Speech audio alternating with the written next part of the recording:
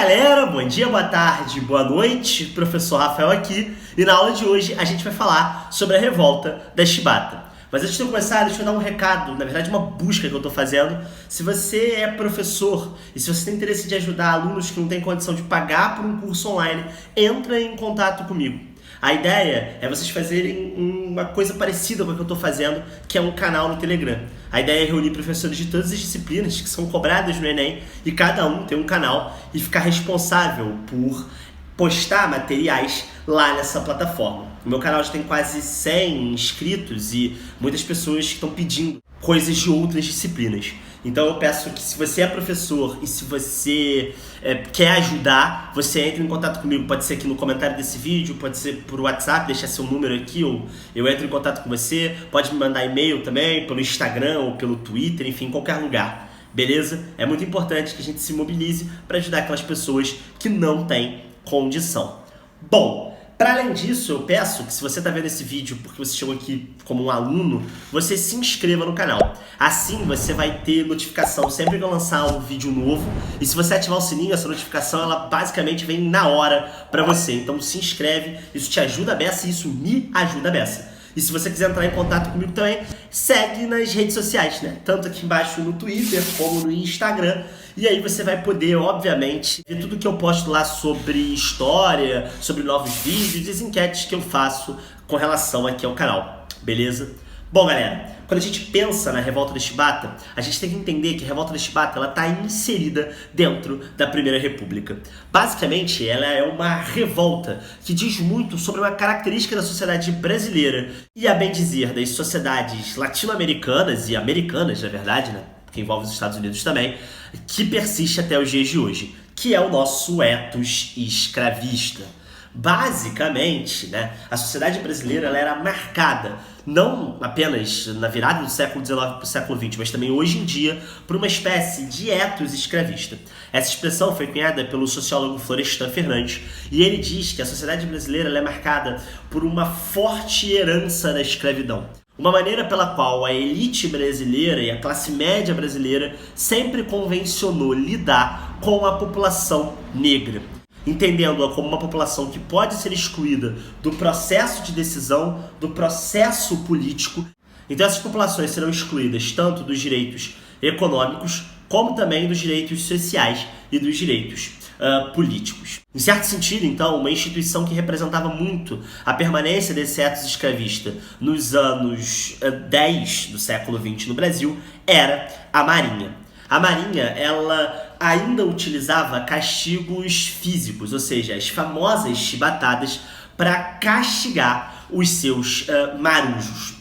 A Marinha ela era uma força armada essencialmente negra. Na verdade, se você observar as fileiras da Marinha até hoje, você vai ver que das três forças armadas, ela ainda é a mais negra. Naquele momento, a Marinha representava o mais baixo nível das forças armadas. Muitas pessoas que eram capturadas pelo Código de Contravenção à Vadiagem, muitas vezes, quando reincidentes, eram enviadas para a Marinha. Muitos órfãos também eram enviados para serem grumetes nas marinhas, ou seja, o pequeno marujo que vai se formar e vai trabalhar na marinha. Então essa marinha, a sua tropa, ela era essencialmente negra. Entretanto, o seu oficialato era essencialmente branco. A marinha ela era um retrato da desigualdade social que vigorava no Brasil naquela época. Os negros que faziam parte da tropa eram maltratados, submetidos a péssimas condições, ao passo que os oficiais brancos garantiam que essas pessoas negras continuassem excluídas e continuassem sendo sumariamente castigadas pelos chamados tribunais militares. E essa revolta ela vai começar quando a Marinha Brasileira decidir por um movimento de modernização da sua frota.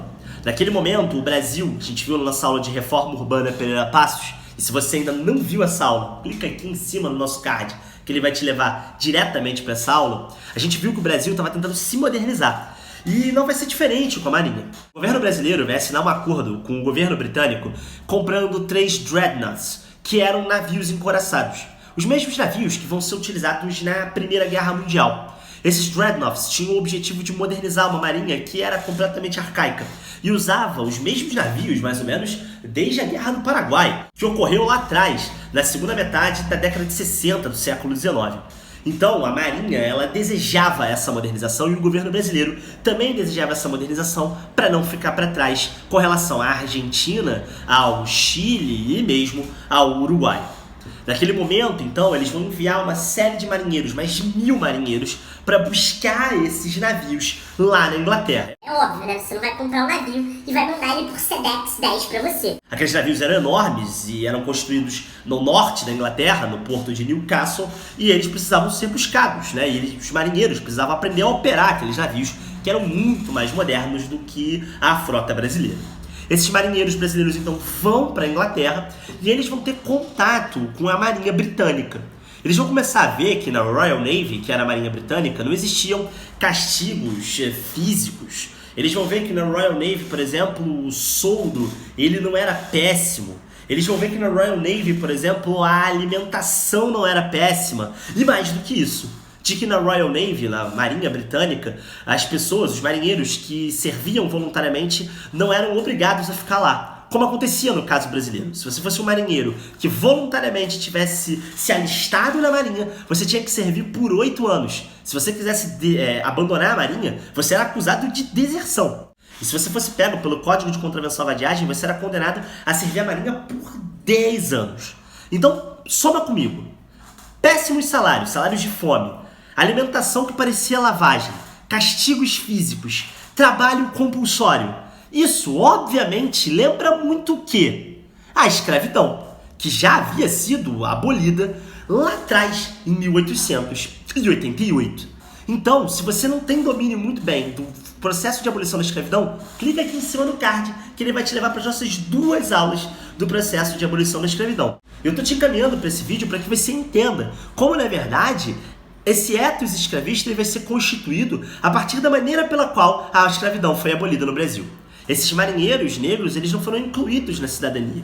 Pelo contrário, eles eram entendidos como cidadãos de segunda classe, ou ainda uma espécie de subproletariado, como descreveu o então Barão de Rio Branco, né, uma personalidade importantíssima da Primeira República. Essas péssimas condições de trabalho vão ficar muito claras na comparação entre a Marinha Britânica e a Marinha Brasileira. Esses marinheiros vão retornar de Newcastle para o Brasil tripulando 2 navios que eram muito mais poderosos do que o restante da frota brasileira, que eram o São Paulo e o Minas Gerais.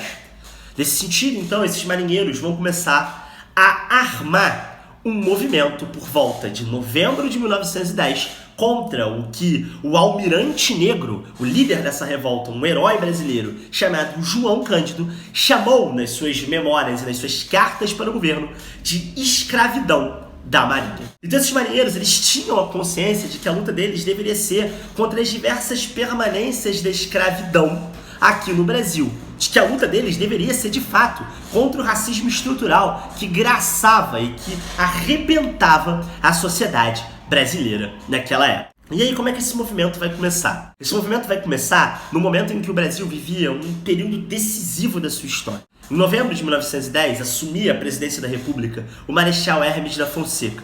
Ele era o primeiro presidente até aquele momento que havia sido eleito derrotando a aliança da política do café com leite. Ele era membro do Partido Republicano Conservador e, basicamente, ele assumiu o poder com um discurso de manutenção da ordem.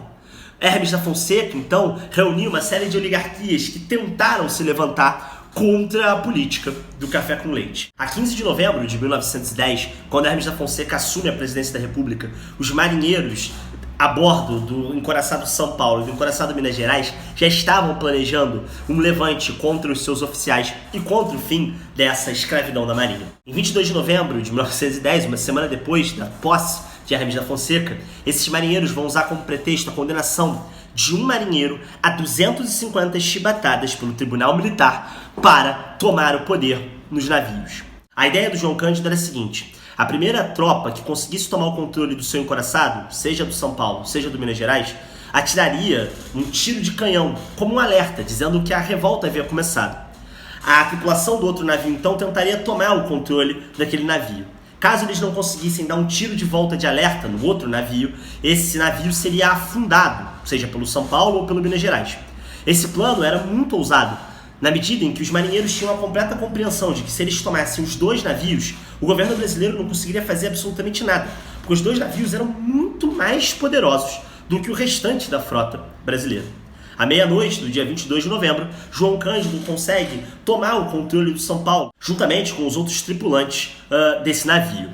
Ao mesmo tempo, eles disparam um tiro de alerta e, logicamente, a tripulação do Minas Gerais também consegue controlar o seu navio. Esse controle ele vai acontecer basicamente sem muitas mortes. A exceção é um oficial no navio Minas Gerais que acaba se suicidando, estava dormindo, ele acorda muito assustado e ele acaba se matando, achando que os tripulantes o matariam. Tirando essa fatalidade, a revolta ela se inicia sem grandes impactos dentro dos navios. Quando a notícia da revolta chega na manhã do dia 23 de novembro, as tropas dos navios que estavam parados na Baía de Guanabara, vários deles também se revoltam junto, de navios menores. Os que se destacam são dois. Um navio chamado Deodoro, ironicamente o nome do tio do Hermes da Fonseca, o primeiro presidente do Brasil, e o navio Bahia. Esses 4 navios então cercam a Baía de Guanabara e começaram a fazer uma série de exigências para o governo brasileiro. A principal delas era o fim dos castigos físicos, mas não só isso, também uma elevação do seu soldo, uma melhora na qualidade da alimentação e também o fim do trabalho compulsório. Somando esses 4 elementos, você teria o que o João Cândido chamaria de fim, ou ainda abolição da escravidão na Marinha. No dia 23, vendo que o governo brasileiro estava relutando em negociar com os revoltosos, esses marinheiros eles decidem então atacar tanto as bases militares do Rio de Janeiro como as bases militares de Niterói. Disparam uma série de tiros, mostrando que o exército brasileiro não teria condições de reagir à Marinha naquele momento, pelo menos aos amotinados da Marinha. E é justamente nesse dia que uma das balas acaba acertando uma casa no alto do Morro do Castelo, matando 2 crianças. Isso vai gerar uma forte comoção entre os marinheiros, que inclusive vão se cotizar para pagar o enterro da criança. Naquele momento, isso alerta e gera um pânico generalizado dentro da cidade do Rio de Janeiro. Várias pessoas vão fugir dos bairros da Zona Sul, que ficavam perto da Orla e perto da Baía de Guanabara, para os bairros da Tijuca, para as regiões mais afastadas da Zona Norte do Rio. O presidente da República vai se ver isolado. Logo ele, Hermes da Fonseca, que havia assumido o poder prometendo levar a cabo a política de salvação nacional, que manteria a ordem, que combateria as oligarquias e combateria, de fato, a arruaça e a desordem que os militares consideravam que havia tomado conta do Brasil durante o período de vigência, no iniciozinho da Primeira República. Por outro lado, vai começar a se articular dentro do Congresso, a partir do candidato derrotado na eleição presidencial, o senador Rui Barbosa, uma aliança da política do café com leite para tentar enfraquecer a figura do Hermes da Fonseca. Secretamente, o Rui Barbosa vai começar a negociar com os revoltosos uma lei de anistia. A ideia era mostrar para a opinião pública que o Hermes da Fonseca não conseguiria reprimir aquele movimento. E, de fato, o Hermes da Fonseca não conseguiria reprimir aquele movimento, apontam diversos especialistas em revolta da Chibata. Os marinheiros tinham controle dos navios mais poderosos. Então, por mais que o exército brasileiro conseguisse reagir com apoio estrangeiro que fosse, o máximo que eles conseguiriam era afundar aqueles 2 navios que tinham sido um pesado investimento. Então, a revolta da Chibata representava uma derrota dupla para o governo brasileiro, que não conseguia manter a ordem por um lado e, por outro lado, via os amotinados sequestrarem ou ainda colocarem o governo nas suas mãos. No dia 26 de novembro, o Rui Barbosa vai conseguir, com o apoio de um capitão chamado Pereira Leite, que era o porta-voz do governo brasileiro na relação com os marujos, assinar uma lei de anistia. Nessa lei de anistia, o Congresso brasileiro colocava fim aos castigos com chibatadas e perdoava todos os marinheiros envolvidos na revolta da Chibata. E agora, todos vocês devem estar pensando que esse movimento teve um final feliz. Ou seja, que de fato os marinheiros conseguiram acabar com o ethos escravista da marinha e conseguiram de fato triunfar. Não, pelo contrário. Na verdade, a reação à revolta da Chibata vai ser incrivelmente violenta.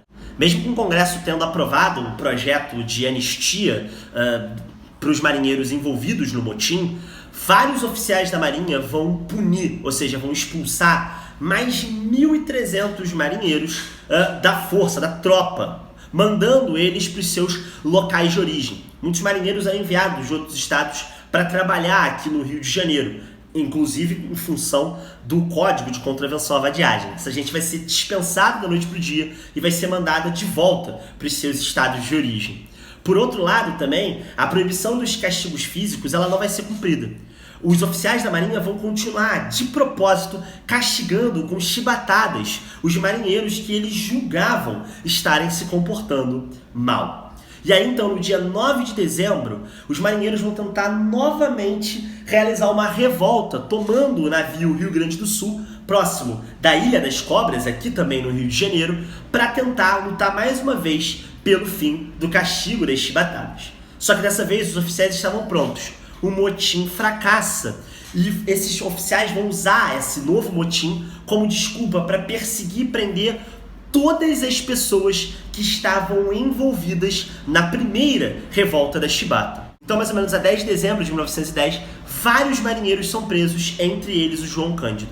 E a história do João Cândido é incrivelmente assustadora. No dia da sua prisão, o João Cândido foi colocado numa cela juntamente com outros 30 presos. Essa cela estava com um produto químico que, com o calor, começou a dissolver. Eles passaram a noite toda gritando, dizendo que estavam sem ar. E os oficiais que estavam na guarda da prisão ficaram rindo a noite inteira. No final da manhã, dos cerca de 30 presos que estavam na cela, só o João Cândido e mais um preso sobreviveram. Se essa cena parece familiar para vocês, é porque de fato ela é. Para vocês que acompanharam o caso que aconteceu nos Estados Unidos recentemente, esse é um caso muito igual. E ele mostra como, de fato, a revolta da Chibata, ela se configura como um evento ímpar na história brasileira. Um evento em que a população negra que trabalhava na Marinha se voltou contra o ethos escravista no nosso país. É por isso que, até hoje, a gente luta pelo reconhecimento do João Cândido como um herói nacional, mesmo que os oficiais da Marinha até hoje não façam a mesma coisa.